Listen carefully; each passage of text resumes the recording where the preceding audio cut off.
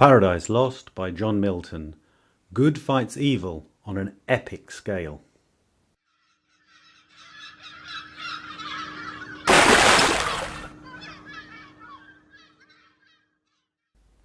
Introduction.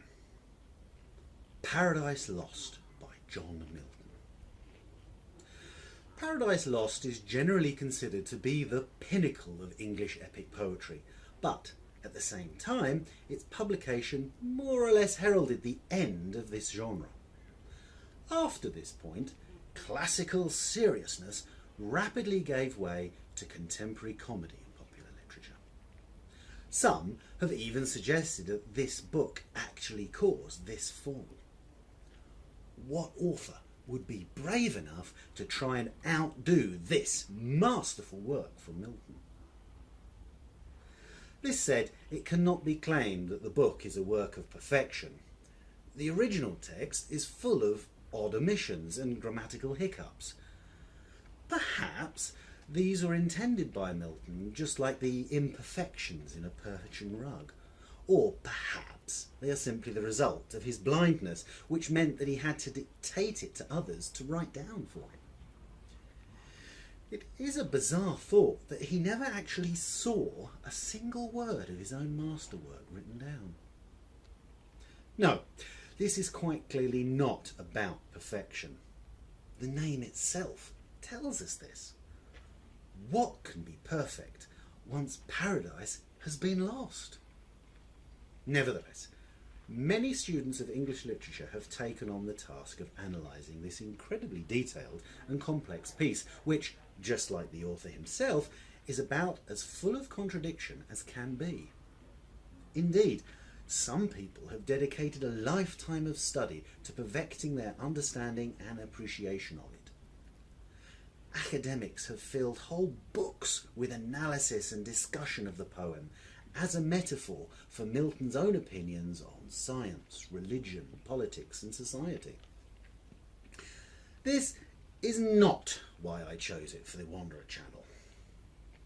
For me, the most rewarding way to approach this poem is not through detailed analysis, but with an open mind. It sweeps majestically through such vast topics: creation, eternal damnation, and the nature of the cosmos and the human soul, that it is necessary to take a couple of steps back in order to perceive the whole panorama. This doesn't make it more accessible. In many ways, it makes it harder, and that's the point. This book demands that you both pay attention and sit back and let it wash over you. Put simply, I chose to read this book for one reason. It is incredibly difficult, but I just couldn't resist the challenge. By all means, make use of the closed captions I've included. Furthermore, any and all constructive comments, whether they are suggestions for the channel itself or perhaps opinions about the content of the book, are very welcome. It is going to be a wild ride for us all, but there shall be plenty of stops along the way to catch our breath, so hang on tight and have fun.